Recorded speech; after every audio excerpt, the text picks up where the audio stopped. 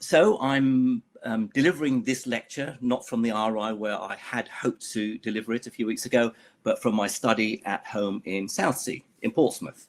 And I don't know if you know, but Portsmouth is the most densely populated city in the UK. So hopefully not everyone in Pompey is going to be streaming Netflix or whatever at the moment. And this line keeps us going for the next hour and a half. So this talk really is my ode to physics, my love affair with the subject that I have spent most of my life working on, thinking about.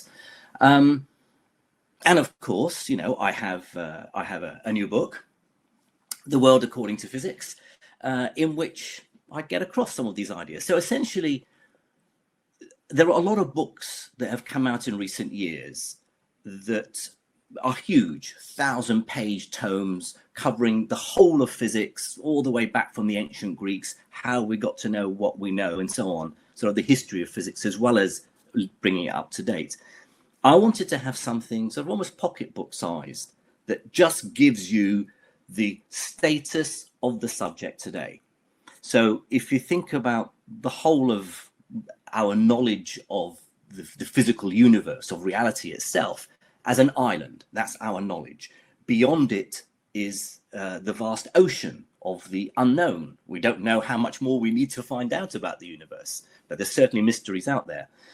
So those big books will be an exploration of the whole island, everything we know. This book is a journey around the shoreline. Okay, so this is to give the lay reader an introduction to what is most exciting at the cutting edge of fundamental physics today. And then maybe, you know, later on in the book, we roll out up our trouser legs and take a paddle in the ocean of the unknown and explore some of the mysteries that we hope to be able to resolve in the coming years. And I'll say something about that in this talk. Now, because this book is also somewhat personal to me, in terms that I get a bit polemical, but I make my case on certain issues. A colleague of mine, the head of the physics department at the University of Surrey, Justin Reed, who actually gave me some advice when I was writing about dark matter. So obviously I gave him a copy of the book when it came out, and he suggested a better title to the book would be this: The World According to Al-Khalili. You know, I'm obviously such a modest chap that I recoiled in horror at the thought, but those who know me probably know that isn't true. So physics for me, I mean, lots of people have many ways of understanding their world, understanding reality. Many people turn to religion. Some people meditate. Others have philosophies and other ideologies that give their life meaning, that tell them about, give the world around them meaning.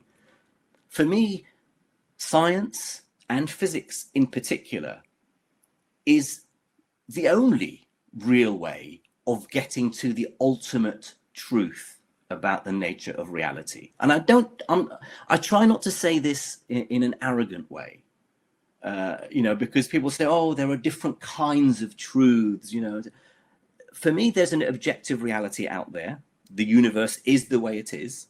There are laws of nature that govern the behavior of everything in the universe. Physics is about understanding those fundamental laws. And in a way, to give an example of just how profound this is, because of course we don't know everything, and our theories in science, are only as good as they continue to predict results of experiments until a better theory comes along. But many of them are as close as possible to truth. That is not going to change. We're not going to do anything better.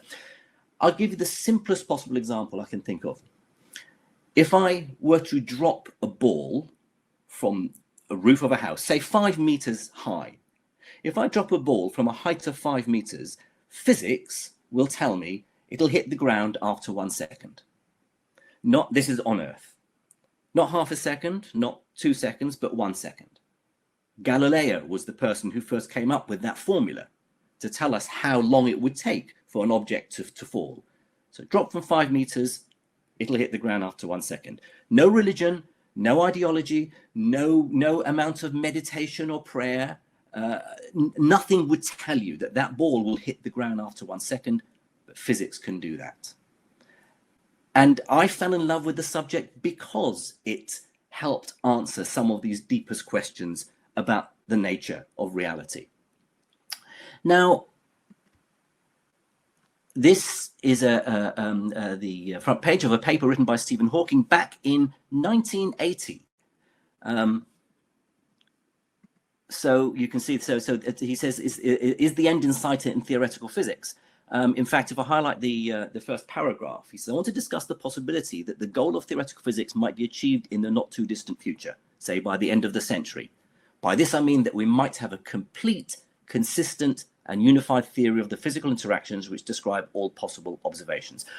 What Stephen Hawking was talking about was what we now call a theory of everything, a theory that describes all physical phenomena. So not a theory that describes human consciousness or human behavior or economics. No, a theory that describes the physical universe. And that is the holy grail of physics, to find this theory of everything, an equation that you can stick on a t-shirt if that were possible.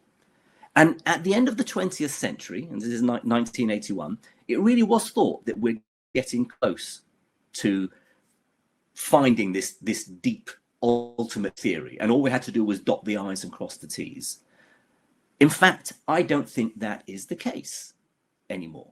I think we are realizing that we are further away from finding the ultimate answers than we thought we were a few decades ago.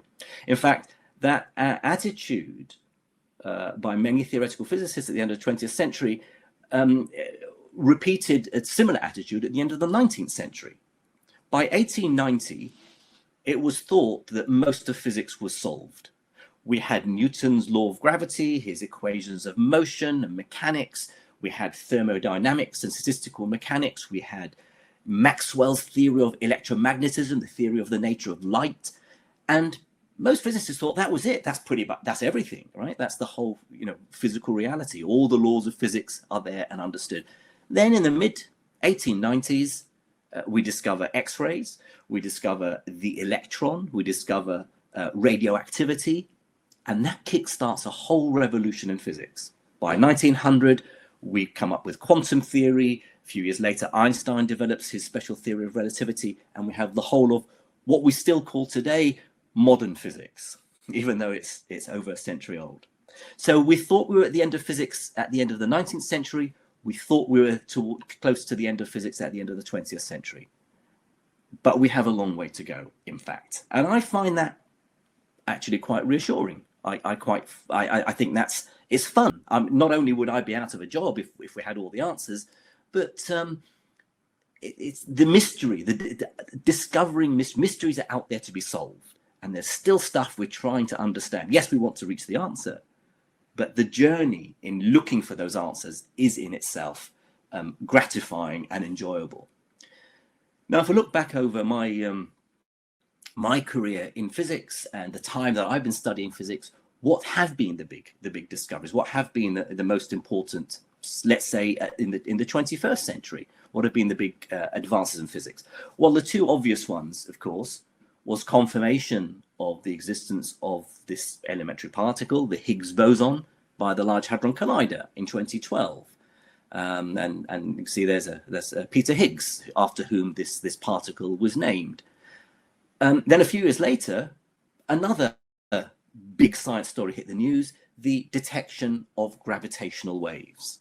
In 2016, by in fact twin laboratories in America on either sides of the continent that picked up these very, very weak ripples of space itself that have been traveling for over 1 billion years, and they originated from the collision and merger of two black holes. Now, you might argue that these are two wonderfully exciting discoveries in physics. And yes, I guess, yes, they are. They certainly made headlines. But another way of looking at it is that both these discoveries were predicted many, many years ago. The Higgs boson was predicted by Peter Higgs and others back half a century ago.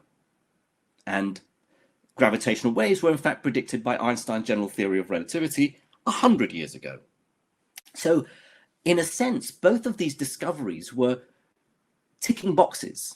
They were confirming what physicists mostly suspected was the case. You know, we weren't surprised to discover gravitational waves. We expected it. We've been looking for gravitational waves for many, many years and designing ever more intricate, ever more sensitive instruments to pick them up. So neither of these were really surprises in physics. So why is it that we think we still have a long way to go in uncovering the ultimate laws of the universe?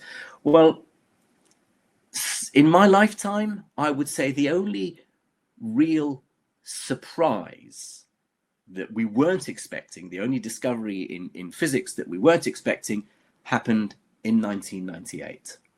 And I'm sure many of you watching this lecture will know this, but for the benefit of those who don't, this is what we now call dark energy. I quite like this slide.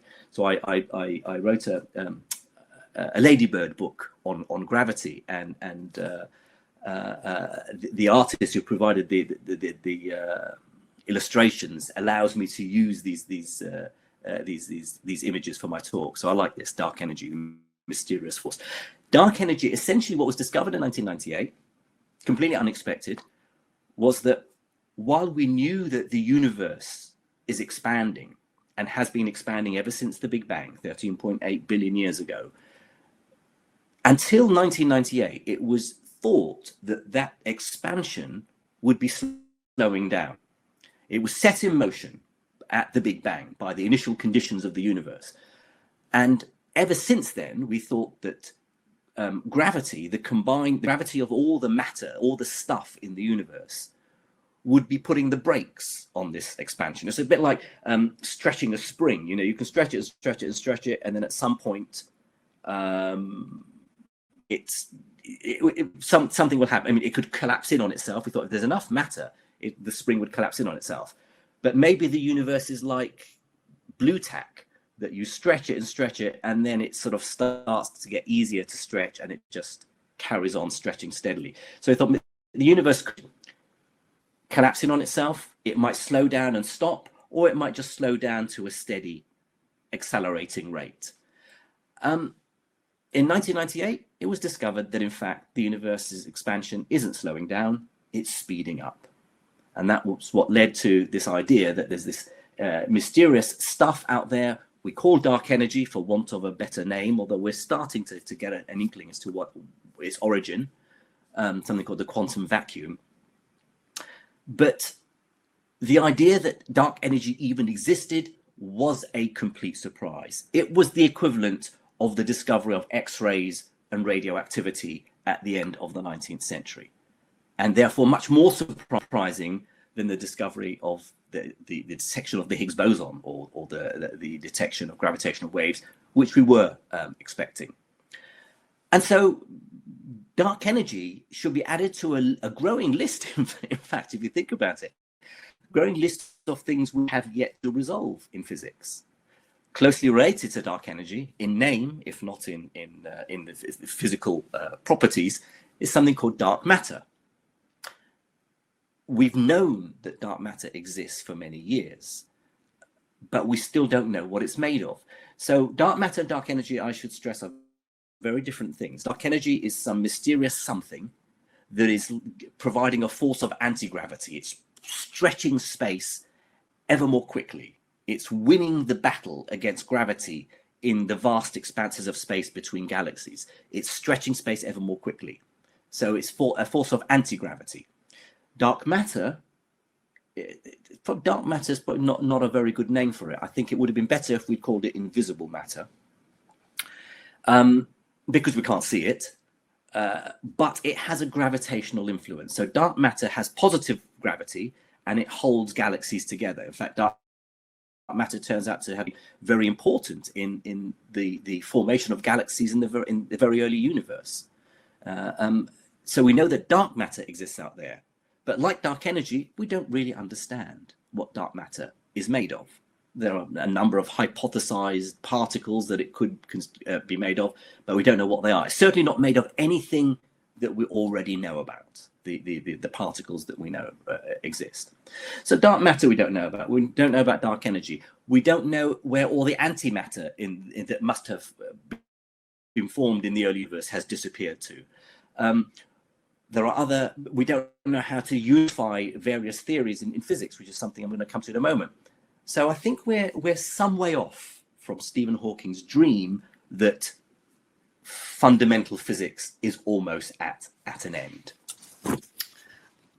One of the holy grails of physics, certainly for theoretical physics, has been this idea of unification, unifying our theories into this one theory of everything.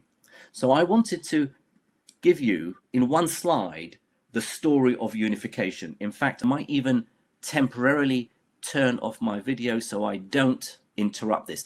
I'm hoping as you're watching this on your laptops, on your computers, that the resolution is going to be enough for you to make this out, because I have to fill it up with words.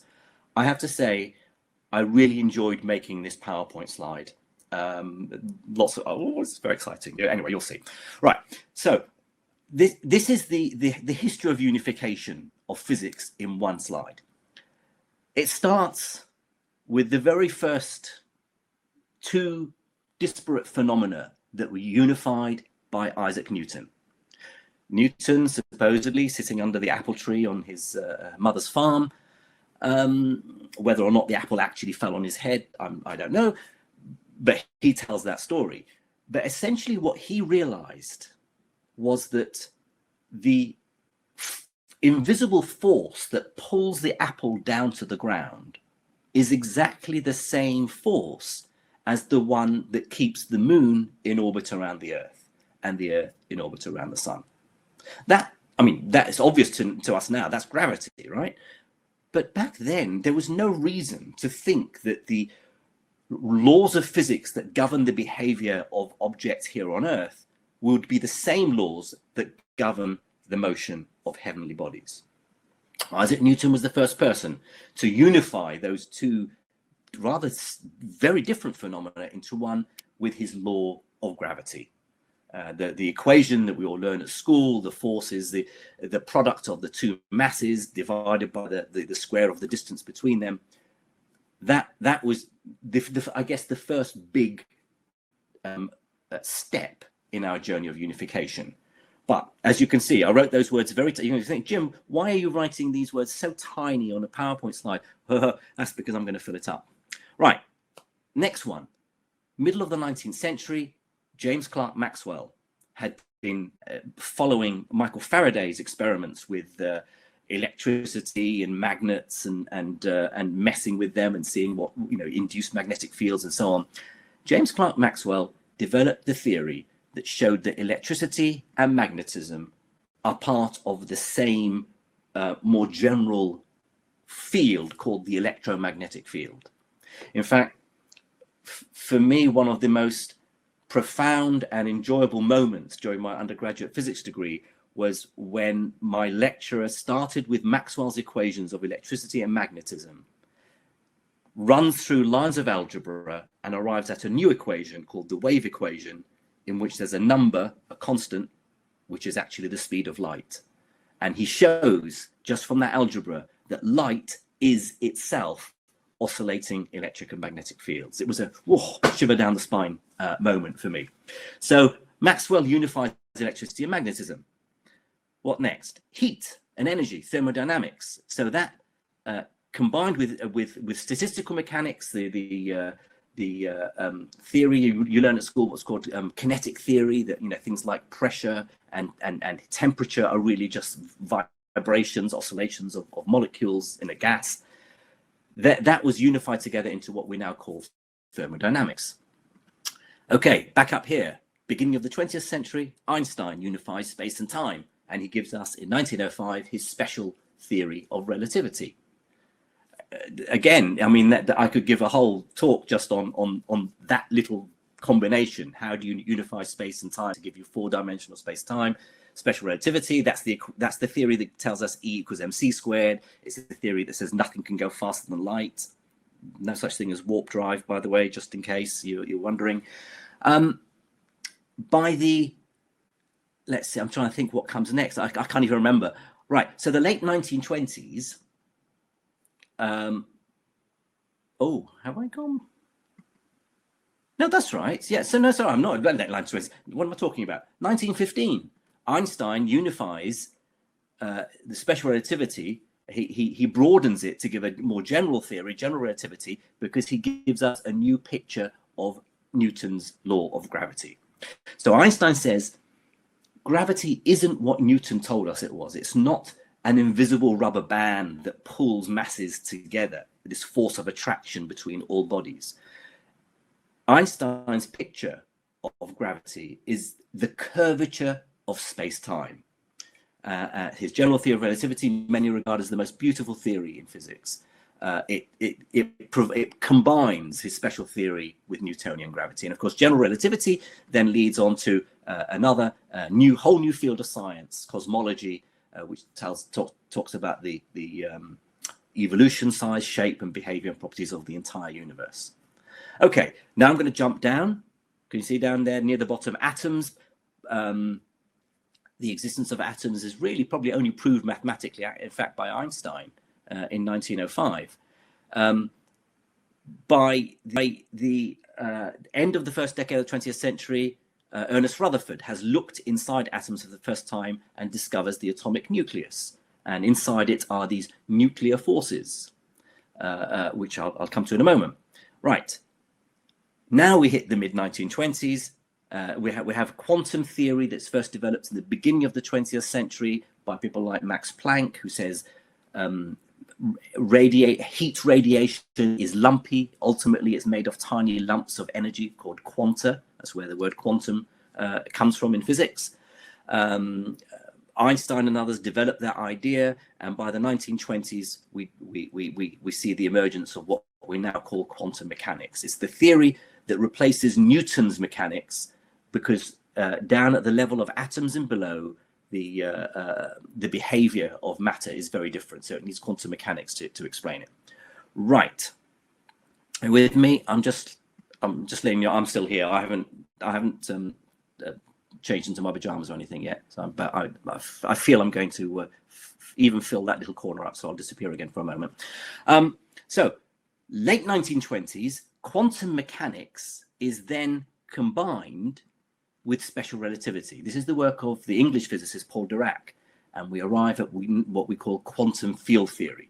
So you can see when I'm talking about unification, I mean lots and lots of different phenomena that we didn't think were connected to each other, and we're seeing them part of a broader, more general idea that describes a combination of different phenomena. They're both aspects of the same thing. Quantum theory, quantum field theory, then is combined with electromagnetism. I don't know if people can see my cursor moving along the screen. Maybe not. Anyway, so quantum field theory with electromagnetism gives us something called quantum electrodynamics. Right. Then, right, now I've combined. You see why I'm so proud of this slide. I basically had the full picture and lots of white blocks covering things, and every click animation removes one of the blocks. It took me hours to put this together. Right, so now we have quantum mechanics applied to the atomic nucleus, and we understand that there are new forces inside the nucleus holding its constituents together, and those two forces are rather unimaginatively, in my view, called the strong nuclear force and the weak nuclear force. Those two forces add to the other two known forces at the time, electromagnetism and gravity, to give us the four forces that we know of in the universe. Right, the next thing is that the strong nuclear force also is described by a quantum field theory to give us quantum chromodynamics. So we have the electromagnetic force, electromagnetism, put into quantum field theory to give us quantum electrodynamics. We now have one of the nuclear forces combined with quantum field theory to give us quantum chromodynamics.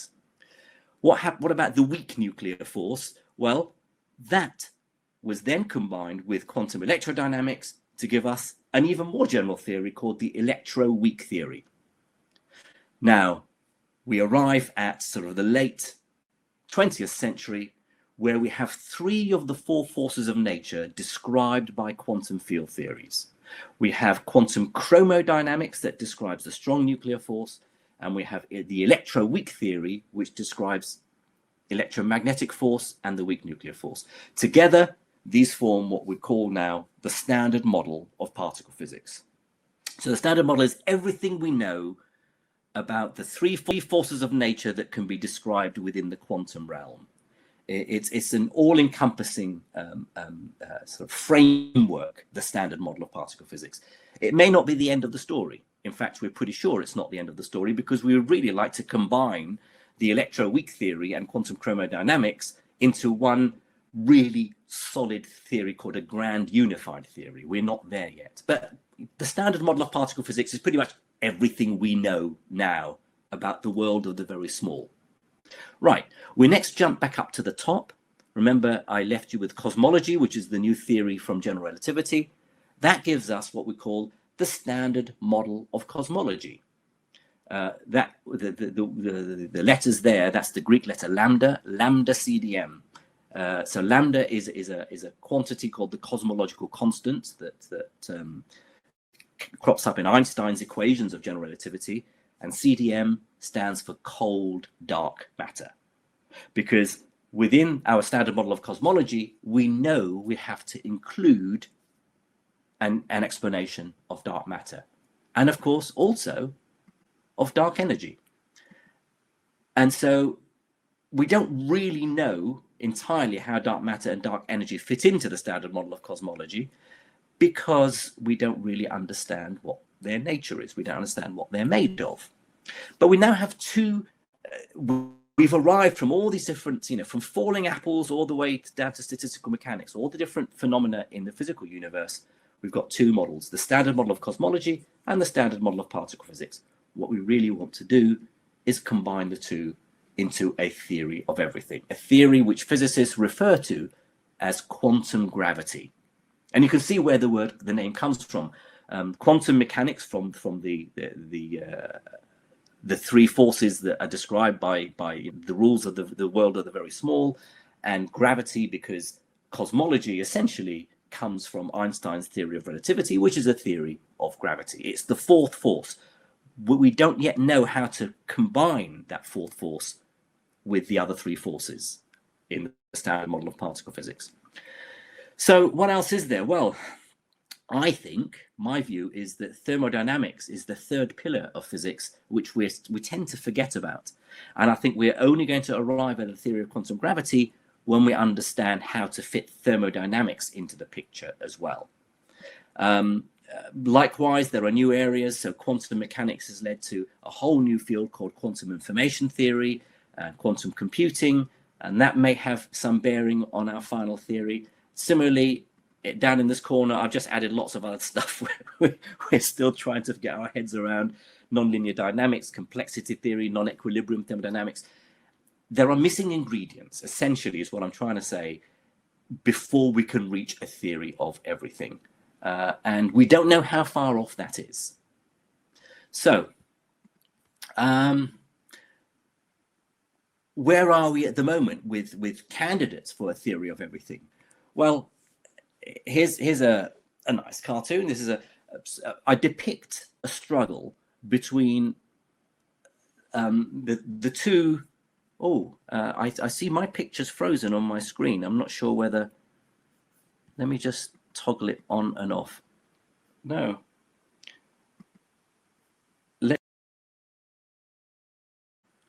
I'm not quite sure if you can see my picture moving or not. Maybe Hi, I Jim. should... The audio's fine for us, so and the it's... picture's still moving for me, so I think it's still okay. Excellent. Right, good. I shall continue. Right. So yeah, so it's just the broadband here on Portsmouth that looks like it's slow. So I'm looking at a frozen picture of myself with my mouth gaping gormlessly open. But luckily for the rest of you, that isn't the case, hopefully. So here we are, a struggle, an arm wrestle between two superheroes. One of them represents what we call superstring theory, and that's a theory that's trying to unify the four forces of nature. And the other is a rival approach called loop quantum gravity, which is trying to quantize space and time themselves. Both come at this from different directions, but both are trying to achieve the same goal, to be the theory of everything. We don't yet know whether string theory or loop quantum gravity is the correct theory of everything. That's something we haven't figured out yet. But both theories are being worked on and have been worked on for some years now. And we're realizing that actually the job is harder than we thought it will be. And we don't yet know. There are many very, very smart physicists working in string theory, working in loop quantum gravity, and indeed in other approaches. But progress is slow. The mathematics is very hard, very difficult. They're very powerful mathematical theories, but it's one thing to have beautiful maths and quite another to say that that beautiful maths is the correct description of the way the universe works. Another issue, of course, with these theories is that we don't know how to test them. We don't know how to carry out experiments to see whether what they predict is correct. I don't want to get into the details of either of these theories, but only to say that in recent years, there's even been almost a backlash against these ideas that they haven't led to the success that their early prompts suggested. And so some physicists are saying, is it really proper physics? Is it proper science to come up with a theory that you can't test? Well, clearly, these are very powerful ideas. They're very useful mathematics, and we shouldn't give up on them. But we should try and find ways of testing them. We don't know how to do that. But maybe it means we need to have a fresh look at where we might be going wrong. Do we really understand the nature of matter and energy and space and time? And that's something I talk about in the book. So let me give you a quick example. What is space? Well, for millennia, scholars have tried to understand, all the way back to people like Aristotle, they've tried to understand what the nature of space is. So, for example, if you have a box, an empty box containing nothing at all, but there's some volume of empty space inside it. Does that space still exist if you remove the walls of the box? Was that space only real because it was within confines? You remove the walls, is there any empty space at all? What if that box were in a larger box? And now you remove the walls of the small box. Is its space still in existence because it's now part of the empty space of the larger box? These are almost philosophical questions. But physicists and thinkers throughout the centuries have really wondered what is the nature of space. So Isaac Newton believed that space was a thing. Space was where stuff happened. It was the stage in which events took place. He said space has to be there in existence, even when there's no stuff, no matter to put in it. You have to have space in the first place, and then stuff can be put in it. So that sounds reasonable. But other thinkers, going all the way back to Aristotle, and then much later than that, Descartes, they argued that when you remove the walls of the box, the empty space inside doesn't exist anymore. It's only given meaning as the distance between things. You remove those things and there is no space. What do we know now then? What is the current view? Well, the current view, of course, of nature of space and time, yes, you probably guessed it, was down to Albert Einstein. Now, Einstein in 1916, so only a year after he came up with the general theory of relativity, published this lovely book, Relativity, the Special and General Theory, published it in German first, but then got translated into other languages. And what is so beautiful about it is that throughout the years, Einstein would add appendices to this book. Where every time, over the years when he'd clarify his thinking a bit more, he wouldn't go back and rewrite the book in a new edition. He'd just tag on a bit more. And the most famous Appendix 5 appeared just 1 year before he died. And in it, even physicists probably aren't so familiar with this, but in it, he gives his best understanding of what space itself is.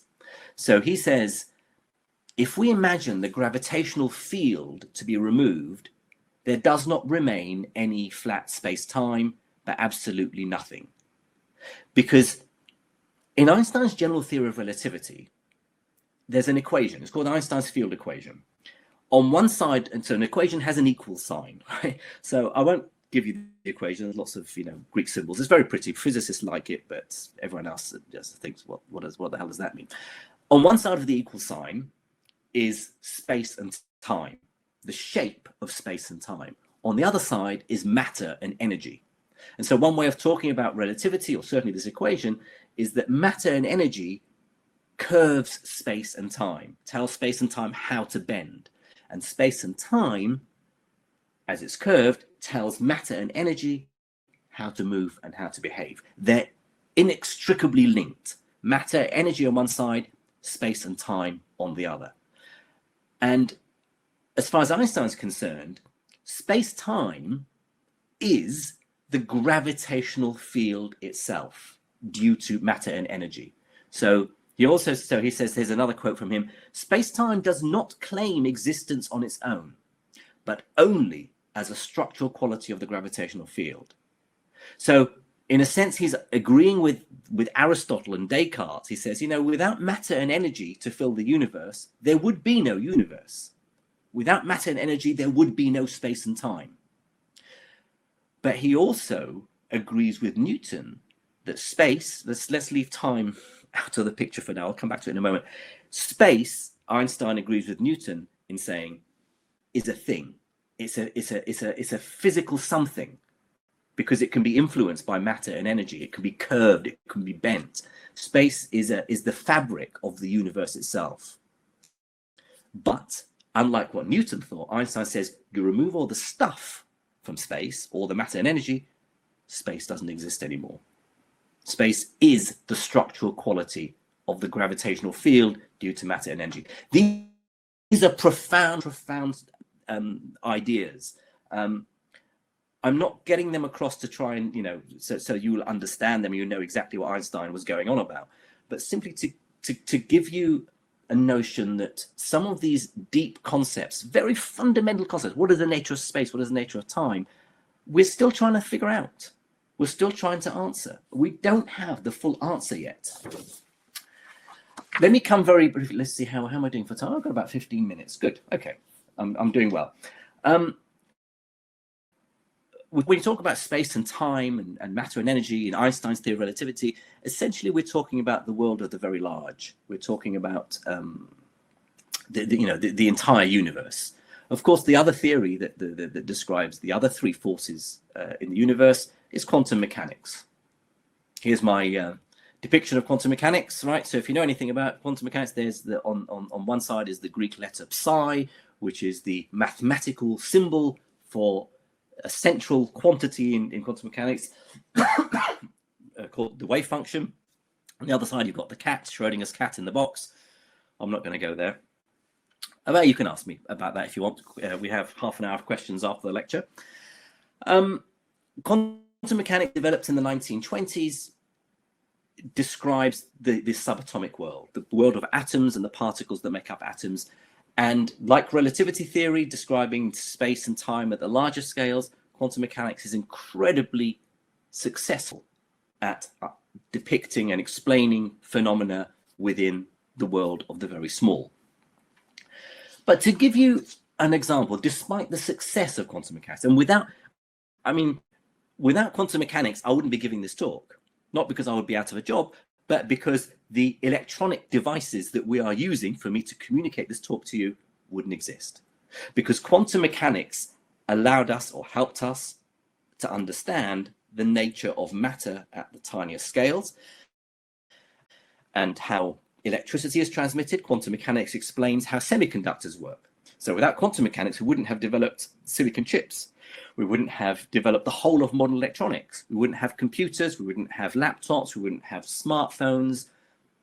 All of modern electronics only exists thanks to our understanding of the rules of quantum mechanics, the way that these particles at the tiniest scales behave. So, tremendously successful. But again, I want to give you an idea of why we haven't got to the end of the journey, even within quantum mechanics. One of the things that's absolutely bugged me throughout my career, and an increasing number of physicists are also quite rightly perturbed by this, is that quantum mechanics is the only theory in the whole of science that has got away with not having a single unique interpretation. Now, by interpretation, I mean an explanation of what the mathematics tells us about the physical world. Einstein, when he developed his special theory of relativity, the maths was already in place. Other physicists before him and mathematicians had already developed the maths of special relativity. The reason we give Einstein credit for special relativity is because he gave the explanation, the interpretation of the mathematics, the story, the narrative, the thing that has to run alongside the Greek symbols and the algebra to tell us what they mean about the real outside world. Quantum mechanics has at least half a dozen different ways of interpreting what the mathematics tells us about the world. And that's not good enough. Physicists for the last almost a century have managed very well without having an interpretation because the maths works. The maths is powerful, it's accurate, and it helps us understand phenomena. So in a way, many physicists have said over the years, well, look, if you're going to worry about what it all means, how can an atom be in two places at once? That's important. How can two entangled particles communicate instantaneously across the vastness of space? If you're going, it works. Just accept it. And if you're going to worry about it, go and do philosophy. You know, it was almost said as an insult to anyone who said, "But hang on a minute, how does that work?" Einstein certainly was concerned famously about the meaning of quantum mechanics, and he had long-running arguments with other physicists about it. And the history of science sometimes rather lazily tells us that Einstein lost that argument. He didn't. He lost part of the argument, but there's still an important aspect of Einstein's way of thinking, which I think is something we should hang on to, which is that even though we have lots of different ways of explaining quantum mechanics, we have yet to find the way that nature behaves. So, for example, one interpretation is called the many worlds theory. And it says that every time down at the quantum level, something is faced with a choice, it doesn't do this or that, it does both. But each one happens in a separate reality, in a separate parallel universe, as it were. Hence the many worlds in the name. There's another interpretation called the hidden variables interpretation, which says that there's some deeper mechanisms going on that we haven't yet uncovered. Quantum mechanics isn't the end of the story. We've got to dig deeper to find some deeper meaning. There are other interpretations that say that there are signals moving backwards and forwards in time. We may have this embarrassment of ways of explaining quantum mechanics, but nature doesn't care. The universe was doing what it does long before humans, and particularly quantum physicists, came on the scene and worried about this stuff. Either there are parallel worlds or they're not. Either with their hidden variables or they're not. They can't all be right. And so for me, certainly one of the other mysteries to add, to be resolved in fundamental physics, is to find the correct interpretation of quantum mechanics. We may never find it, because so far, every experiment we've done to test quantum mechanics comes out with flying colors and tells us quantum mechanics is correct, but it doesn't help us discriminate between the different interpretations. They all make the same predictions that we see when we carry out experiments. We're not able to sort of rule any out just yet, but it's not good enough. We have to work harder at it. So I wanted to give you an idea of just a few more slides now. I want to give you an idea of the way different physicists approached quantum mechanics and how important they felt it was that we find an interpretation, or whether we should just be worried about whether that's just we leave it to the philosophers. Well, here's one famous quote. "It's wrong to think that the task of physics is to find out how nature is. Physics only concerns what we can find out about nature." Now you might think, what is the difference between those two alternatives? This is a quote from Niels Bohr.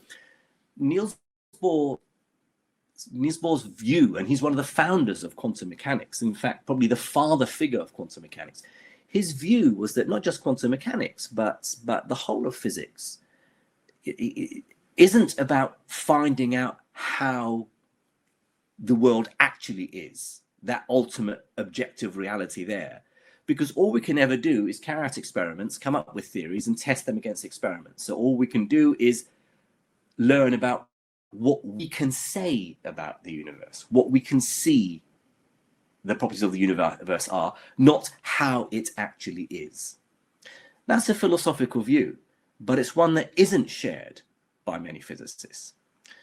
Here's another famous quote from actually a hero of mine, John Bell, Irish physicist, quantum physicist. He came up with famously what we now call Bell's inequality, which actually sort of highlights the argument between Niels Bohr and Einstein.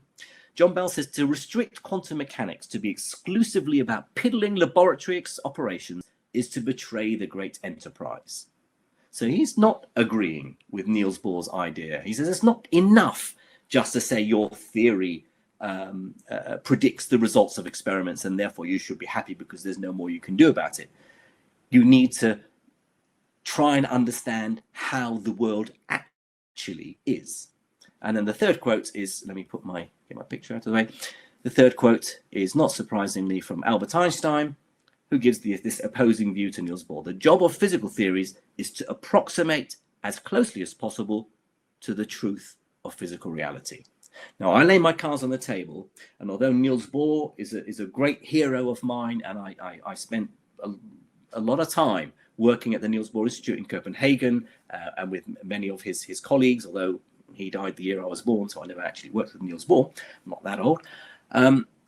Nevertheless, I side with Einstein on this. I think there is an objective reality out there, and the job of physics is to approximate as closely as possible. We don't know if we'll ever reach that ultimate truth, that ultimate reality, but we should try and get closer and closer to it. Now, I'm using words like "I think" and "I believe," and those aren't words that we should really be using in physics. So it's a personal preference. The job of physics is not about what beliefs you have or what preferences you have. You have to be objective about it. And so this sort of strays a little bit into philosophy. But to give you a final example of what I find, actually, second to last example, how are we doing for time? Oh, I've got about 5 minutes. Let's see if I can whiz through. What is the nature of time? Now, I've talked about space. Time is also fundamental. I mean, over the millennia, I guess, scholars have tried to understand the meaning of time. But just to give you an example of how far we are away from an ultimate theory, we have 3 different definitions of what time is from our 3 pillars of physics: Remember, we have general relativity, which led to the standard model of cosmology. We have quantum mechanics, quantum field theory, released to the standard model of particle physics, and then we also have thermodynamics. So what do they each say? General relativity says that time is part of the physical fabric of the universe. Einstein had already said time is the fourth dimension, but in general relativity, he says space-time, this four-dimensional thing, gets warped by gravity. So time, according to general relativity, is a dimension. It's an axis.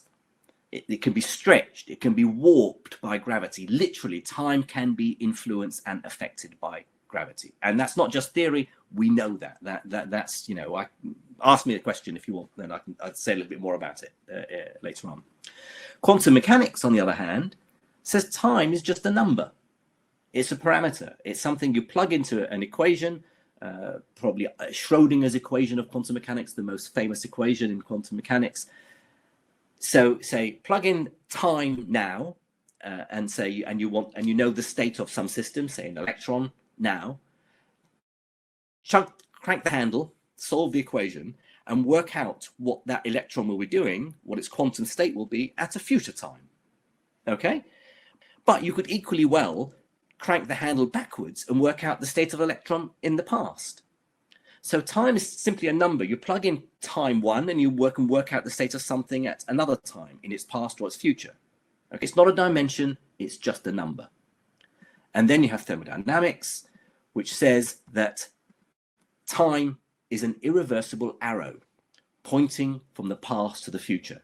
One of the most famous ideas in physics is called the second law of thermodynamics, which says things evolve, they wear out, they become more disordered, stuff changes and unwinds.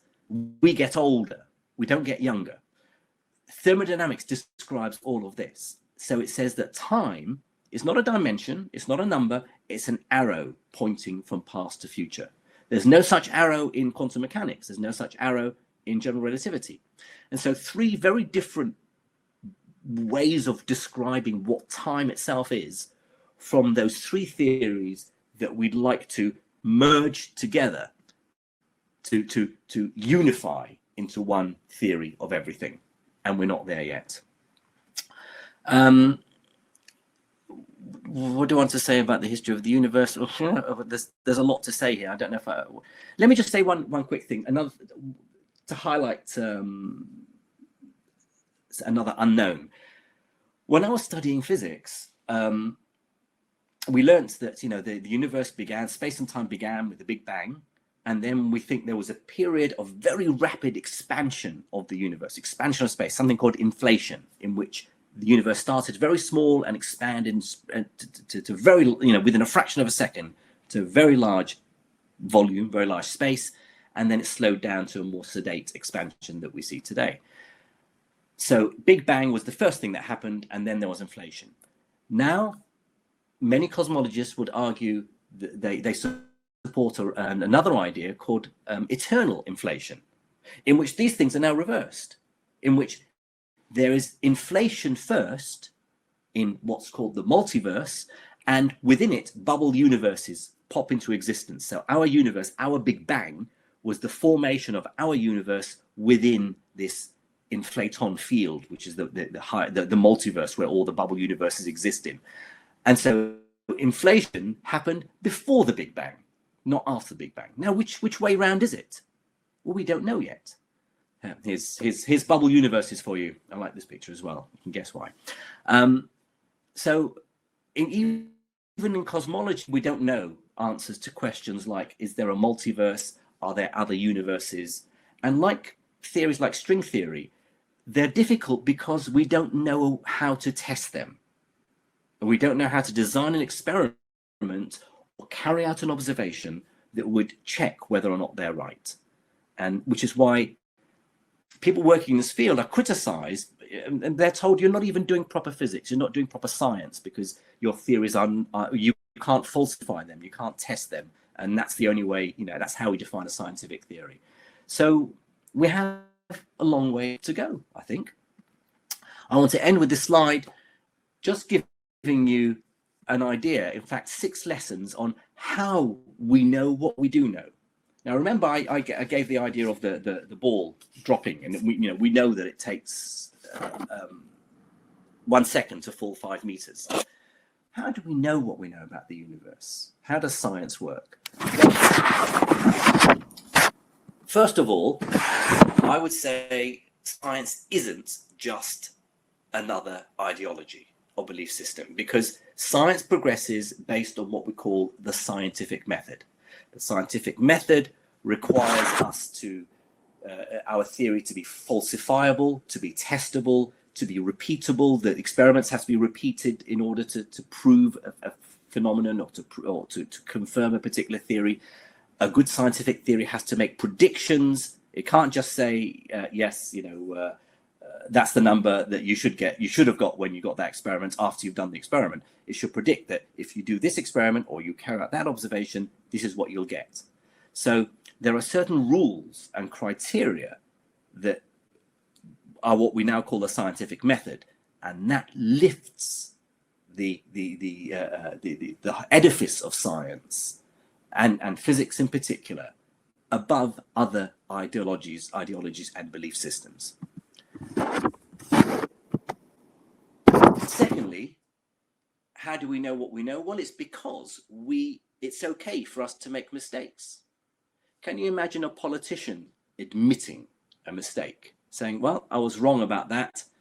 I've changed my mind because I've been given some new evidence and now I'm going to do this. They will try and make it sound like, oh, no, I never thought that. I always said this. In science, we are not embarrassed to admit our mistakes because that's how we move forward. If we arrogantly stuck with what we believed in, if we didn't have an open mind, we would never develop better theories. We would never replace old theories with newer, more accurate ones. So admitting our mistakes is valuable in helping us persuade people that this is how we know what we know. Then a scientific theory, as I mentioned, I think has to be falsifiable. I don't know, for those of you who follow me on Twitter, I had a bit of a Twitter stream. It wasn't a rant. I think it was a rant. It was a Twitter thread linking, talking about these conspiracy theories linking the coronavirus to G5 networks. I'm not even going to go there. Rubbish, obviously. So I was trying to make the comparison between scientific theory and a conspiracy theory. A scientific theory is falsifiable. You can, in the light of new evidence, you can prove it's wrong. A conspiracy theorist, no matter what evidence you give them, they will twist it and use it to support their theory, or they will dismiss it altogether. A proper scientific theory is one where you can prove it wrong, you can knock it down and kill it and replace it with something better. Fourthly, scientific results have to be reproducible. It's no good coming up with a theory and saying, well, that's it. Well, you have to repeat it. Many years ago, when I was doing my PhD, there was a discovery of something called cold fusion, the idea that 2 electrochemists had discovered nuclear fusion on a tabletop. That would have been the holy grail of giving us fusion energy, unlimited energy, solving the world's energy problems. Well, no one could repeat those experiments. And so that idea died a death. Not because there was a conspiracy against them. It wasn't sort of like the Goliath of, the poor David fighting against Goliath and big corporate interest silenced these 2 heroic scientists. They made a mistake. And no one else could repeat the experiment because actually what they had done was wrong. There was no such thing as cold fusion. So experiments and results have to be reproducible by others before we believe them. So that adds credibility, credence to how we know what we know. Choosing doubt over certainty. Scientists, unlike politicians, again, always have doubts. Now, you'll have heard in the news when in the daily press conferences, when the journalists are asking the science advisors to the politicians, when is this going to happen? When are we going to know? When are we testing? And they say, we don't know. We don't know yet. We don't have enough evidence. That is the essence of good science. To have doubts, to have uncertainty. not to say I am sure. Now, a lot of people think that's a weakness. Oh, if you're not sure about this, how can I believe anything you say? Well, science isn't about being sure, because then you would never want to change your mind again. You wouldn't want to admit your mistakes. You wouldn't want to allow your theory to be falsified. Just to be rigorous enough that if you come up with new evidence, you remove that theory and replace it with a better one. My final point is one that is an interesting one, because I don't know whether all physicists would agree with me on this, but that is that just because a mathematical theory is beautiful, or it's simple, or it's elegant, doesn't mean it's the truth. Now, over the past century or more, we actually have found a lot of fundamental truths about the universe from beautiful theories. People like Paul Dirac and others developed beautiful mathematical structures, mathematical theories, mathematical equations, and they trusted them. And they said, that this must be how the world works, because look at my equation, look how pretty it is. And sure enough, nature behaves in that elegant way. But it's dangerous to follow that line too far. Not everything in the workings of the universe is simple and beautiful. Sometimes it's just hard. And a lot of the problems in physics today, and some of the mysteries that are still remaining, I suspect it's going to take some effort to resolve them, because we're not going to say, yes, of course, that's how it is. This is my theory of everything. We were missing this. I don't think another Einstein's going to come along and say, this is the simple thing you're missing. Here you are. Here's your theory of everything, your theory of quantum gravity. I think it's more complicated than that. It may even be that we require artificial intelligence to help us solve some of these problems, because artificial intelligence will be able to see patterns in the complexity of our equations, of our mathematics, that we humans are unable to see.